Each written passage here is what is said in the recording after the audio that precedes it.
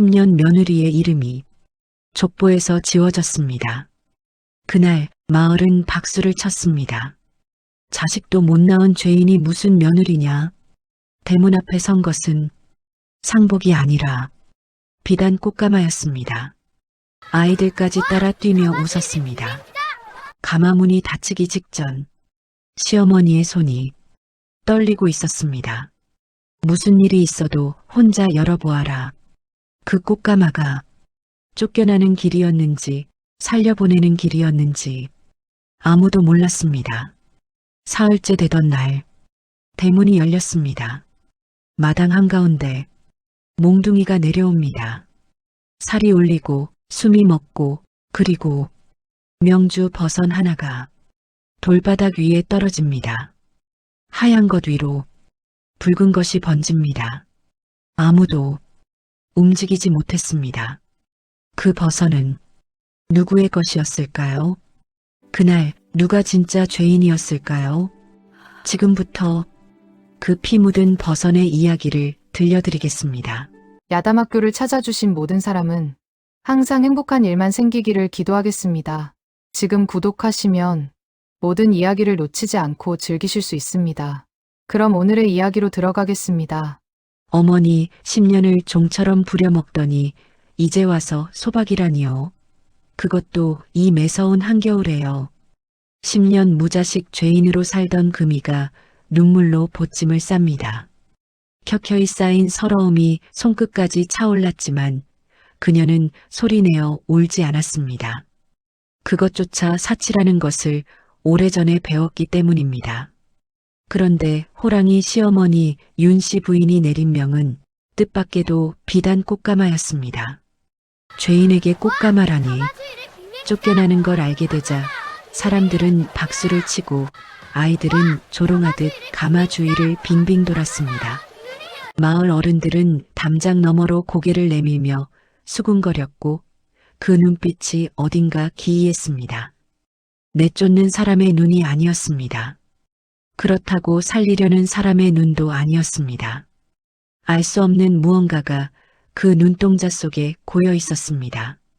과연 이 꽃가마는 금이를 어디로 데려가려는 것일까요? 최진사는 윤씨 부인 남편의 동생이었습니다. 형이 세상을 떠난 뒤 병든 형수와 무자식 며느리만 남은 이 집안의 재산을 호시탐탐 노려온 자였습니다. 양자를 들여 가문을 통째로 접수하려는 계획, 그것이 그가 10년 동안 품어온 욕심이었습니다. 가마가 대문 밖에 세워지기 직전 정적을 깨는 둔탁한 소리가 마당을 울렸습니다. 최진사였습니다. 그는 금이가 10년 동안 자식처럼 가꾸어온 화단 앞에 서서 봄마다 씨를 고르고 여름마다 물을 길어 키운 매화나무를 내려다보고 있었습니다. 그리고 아무 말 없이 발을 들었습니다. 연약 한 가지가 꺾이는 소리가 겨울 공기를 가르고 울렸습니다. 그뿐이 아니었습니다. 금이가 밤마다 사경을 헤매는 시어머니를 위해 다리던 약탕기가 돌바닥에 내동댕이 쳐졌습니다. 검붉은 약물이 눈밭 위로 번지는 것을 보면서 최진사는 발끝으로 그것을 한 번 더 짓뭉개 버렸습니다. 그리고 품 안에서 문서 한 장을 꺼내 금이의 눈앞에 펼쳐 보였습니다. 호적이었습니다. 금이의 이름이 붉은 줄로 그어져 있었습니다. 이 집안에서 내 이름은 오늘부로 없다. 최진사는 그 말을 웃으며 했습니다. 금이는 입술을 깨물었습니다. 터져나오려는 소리를 억누르며 눈물이 턱 끝까지 차오르는 것을 느꼈습니다. 소리 없이 삼키는 것, 그것이 그녀가 10년 동안 배운 유일한 기술이었습니다. 가마에 오르기 직전이었습니다. 윤씨 부인이 금이의 손을 잡아 끌었습니다. 아무도 보지 않는 틈이었습니다. 부인은 말없이 전대 하나를 금이의 보찜 깊숙이 밀어 넣었습니다. 그리고 낮게, 아주 낮게 말했습니다. 혼자 있을 때 열어보거라. 그 전에는 절대 안 된다. 금이가 무슨 말인지 물으려는 순간 윤씨 부인은 이미 돌아서고 있었습니다. 그 등이 평소보다 훨씬 작아 보였습니다. 마치 오래 참아온 사람의 등처럼. 가마 안에서 흔들리던 금이는 문득 등줄기에 서늘한 소름이 돋는 것을 느꼈습니다. 가마의 방향이 친정으로 가는 길과 사뭇 달랐기 때문입니다. 눈 덮인 고갯길을 오르며 가마는 성황당이 있는 방향으로 향하고 있었습니다. 가마꾼들은 누가 물어도 끝내 입을 열지 않았습니다. 이들은 친정에서 보낸 인부가 아니었습니다. 최진사가 은밀히 사주한 자들이었고 뒤따르는 기병 역시 마찬가지였습니다. 산길을 오르는 내내 들리는 것은 눈 밟히는 소리와 일정한 간격으로 따라붙는 말발굽 소리뿐이었습니다. 금이는 떨리는 손으로 보침을 움켜쥐었습니다. 시어머니는 분명 잠시 몸을 피하라 하셨거늘 무엇을 피하라는 것인지 누구를 피하라는 것인지는 끝내 말해주지 않았습니다. 보침 안전대의 존재가 손끝에 느껴졌지만 금이는 꾹 참았습니다. 혼자 있을 때까지. 그때 가마꾼들의 낮은 목소리가 문틈을 타고 가마 안으로 스며들었습니다. 어차피 고개 넘기 전에 끝날 목숨인데 이 비단 가마가 다 무슨 소용이람. 낄낄거리는 웃음소리에 금이는 심장이 멎는 것 같았습니다. 살짝 벌어진 문틈 사이로 뒤따르는 기병의 칼날이 차가운 눈빛 아래 번뜩이는 것이 보였습니다. 금이는 천천히 손을 거두었습니다. 심장 소리가 밖으로 새어나갈까봐 숨을 죽이며 이것이 귀향길이 아니라는 것을 그제야 온몸으로 깨달았습니다. 사실 금이는 처음부터 놀라지 않았습니다. 10년 동안 늘 쫓겨날 준비를 하며 살았기 때문입니다. 언제 쫓겨나도 이상하지 않을 삶이었습니다. 섣달그음에 칼바람이 몰아치는 우물가에서 얼음장 같은 물에 손을 담그며 빨래를 하던 날들이 있었습니다. 손등은 거북등처럼 갈라졌고 그 틈마다 핏물이 맺혀 벗어난까지 스며들었지만 금이는 그 손을 감출 생각조차 하지 않았습니다. 감추어도 달라지는 것은 없었기 때문입니다. 무자식 죄인. 그 말은 하루에도 수십 번 들었습니다. 그래서 오늘 꼭 감아도 그저 마지막 형벌이라 여겼습니다. 다만 이 길이 친정길이 아니라는 사실만 빼고는요. 가마가 성황당 앞 고목나무 아래에서 멈춰 섰습니다. 바람도 잠시 숨을 죽이는 것 같았습니다. 그때였습니다. 누더기를 걸친 한 노승이 눈길 한복판을 막아섰습니다. 그는 가마를 향해 한참을 뚫어질 듯 노려보더니 낮고 무거운 목소리로 말했습니다. 아지매, 짐이 무거운 게 아니오. 사람이 살기를 품고 있어. 가마꾼들이 욕설을 퍼부으며 노승을 밀쳐냈습니다. 노승은 비틀거리면서도 물러서지 않았습니다. 이 고개를 넘기 전 반드시 피가 흐를 것이오. 마지막 말을 던지고 나서야 그는 길 옆으로 비켜섰습니다. 그 말이 끝나기 무섭게 적막한 산속 어딘가에서 아기의 울음소리가 터져나왔습니다. 가마꾼들도 멈췄습니다. 금이의 심장이 쿵 내려앉았습니다. 금이는 망설이지 않았습니다. 가마문을 밀치고 눈밭으로 뛰어내렸습니다. 가마꾼들이 소리쳤지만 금이는 듣지 않았습니다. 성황당 고목 아래 보자기 하나가 눈 위에 놓여 있었습니다. 그 안에는 보랏빛으로 질린 갓난아기가 있었습니다. 누가 두고 간 것인지 모를 아이였습니다. 눈은 이미 반쯤 감겨 있었습니다. 그 순간 금이는 깨달았습니다. 10년을 빌고 빌던 아이가 자신의 배가 아니라 이 차가운 눈밭에서 홀로 울고 있다는 것을. 금이는 저고리를 풀어 맨살로 아이를 품었습니다. 아이의 차가운 피부가 가슴에 닿는 순간 그녀의 눈에서 눈물이 흘렀습니다. 가마꾼들은 겁에 질려 달아났고 말발굽 소리도 점점 멀어졌습니다. 성황당 뒤편에 허름한 빈집이 하나 있었습니다. 금이는 아이를 안은 채 그 안으로 들어갔고 밤새 눈보라가 무너져가는 지붕을 두드렸습니다. 금이는 보찜 속 천을 찢어 아이의 작은 손발을 감쌌습니다. 자신의 발은 그대로 얼음장 같은 바닥에 두었습니다. 발등의 감각이 하나씩 사라지고 온몸이 떨려왔지만 아이를 내려놓지 않았습니다. 아이가 조금씩 숨을 고르기 시작했습니다. 작은 손이 금이의 저고리 자락을 꼭 쥐었습니다. 금이는 그 손을 내려다보며 나직이 말했습니다. 너도 나처럼 혼자였구나. 내가 내 어미가 되어주마. 이 아이는 절대 두고 갈 수 없다고. 그리고 결심했습니다.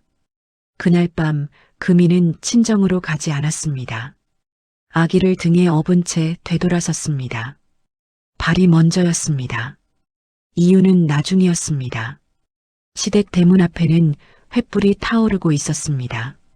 마당 한가운데 최진사가 서 있었고 그의 눈빛에는 분노가 아니라 조급함이 서려 있었습니다. 자객을 보냈는데 돌아오지 않은 사람의 눈빛이었습니다. 아직 안 죽었군. 그 한마디에 금이의 등골이 서늘해졌습니다. 그래도 돌아왔으니 마저 끝내주지. 최진사가 손짓하자 뒤에 서 있던 사내들이 천천히 걸어 나왔습니다. 어디서 근본 모를 피덩이를 주워와 가문을 더럽히느냐. 첫 번째 몽둥이가 어깨를 내리쳤습니다. 금이는 이를 악물었습니다. 소리를 내지 않았습니다. 두 번째 몽둥이는 등에 업힌 아기를 향해 휘둘러졌습니다. 그 순간 금이는 몸을 틀어대신 맞았습니다. 둔탁한 소리가 마당을 울렸고 무릎이 돌바닥에 찍히며 피가 번졌습니다. 그러나 금이는 쓰러지지 않았습니다. 두 팔을 안으로 끌어안은 채 아기가 땅에 닿지 않도록 끝까지 버텼습니다. 마을 사람들은 숨을 죽였습니다. 담 너머에서 구경하던 사람들도 지나가던 나그네도 아무도 입을 열지 못했습니다. 최진사의 뒤에는 윤씨 부인의 재산 문서가 들려 있었습니다. 그는 양자를 들여 가문을 통째로 삼킬 계획이었고 금이와 아이는 그 계획에 방해가 될 뿐이었습니다. 그때 매질에 금이의 보찜이 터졌습니다. 마당 한복판에 보찜 속 물건들이 쏟아졌습니다. 그 사이에서 전대 하나가 굴러나왔습니다. 전대가 풀리며 안에 담긴 것이 드러났습니다. 피 묻은 명주 버선 한 켤레였습니다. 그리고 버선 안쪽 접힌 천 사이에 작은 서찰 하나가 끼워져 있었습니다. 핏자국은 마르지 않은 채 선명했습니다. 겨울 햇빛 아래 그 붉은 빛이 눈밭 위로 번져나갔습니다. 그때 안방 문이 열렸습니다. 사경을 헤매던 윤씨 부인이 지팡이를 짚고 나왔습니다. 한 걸음 한 걸음 쓰러질 것 같은 몸을 이끌고 마당 한가운데까지 걸어 나왔습니다. 그녀의 눈이 버선 위에 멈추었고 그 자리에서 그대로 주저앉았습니다. 이것이 아직 여기 있었구나. 목소리가 떨렸습니다. 이 아이가 밤새 손을 터뜨려 지은 것이다. 나를 위해, 이 못난 시어미를 위해 지은 것이다. 마당이 조용해졌습니다. 사람들의 시선이 천천히 최진사에게로 돌아갔습니다. 윤씨 부인이 목청을 높였습니다. 꽃가마는 내쫓음이 아니었다. 내 놈이 며느리를 해치려 한다는 것을 알고 내가 피신시킨 것이다. 전대 속 서찰에는 관아에 고변하는 내 친필이 담겨 있다. 최진사의 얼굴이 굳었습니다. 이 버선에 묻은 피는 내 며느리가 한겨울 우물가에서 손이 터지도록 일하며 흘린 피다. 내가 그것을 보고도 못 본 척한 죄인이다. 오늘 이 자리에서 내 잘못을 밝힌다. 윤씨 부인의 목소리는 떨렸지만 흔들리지 않았습니다. 마을 사람들 사이에서 웅성거림이 일었습니다. 그때였습니다. 대문 밖에서 포졸들이 들이닥쳤습니다. 서찰을 받은 관아에서 이미 움직이고 있었던 것입니다. 최진사는 뒷걸음질 쳤지만 이미 늦었습니다. 포졸들이 최진사를 끌어냈습니다. 발버둥치는 최진사의 목소리가 대문 밖으로 멀어졌습니다. 마당이 고요해졌습니다. 사람들은 아무도 움직이지 않았습니다. 겨울바람도 잠시 숨을 죽인 것 같았습니다.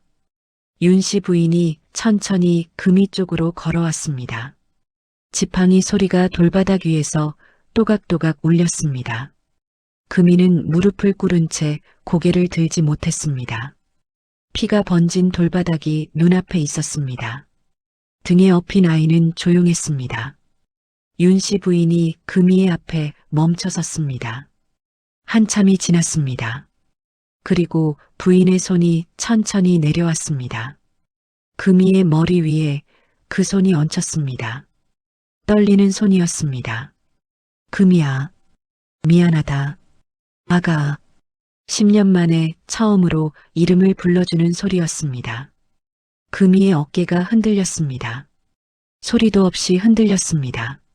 10년 동안 한 번도 내지 못한 소리가 그제야 터져 나왔습니다.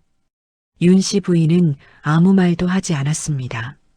그저 그 머리 위에 손을 얹은 채 함께 울었습니다. 금이는 끝내 어머니라 부르지 못했습니다. 그러나 등에 업힌 아이가 작은 손을 뻗어 금이의 뺨을 건드렸습니다. 그 손이 너무나 따뜻했습니다. 지금까지 야담학교였습니다. 구독과 좋아요는 다음 이야기를 위해 큰 힘이 됩니다.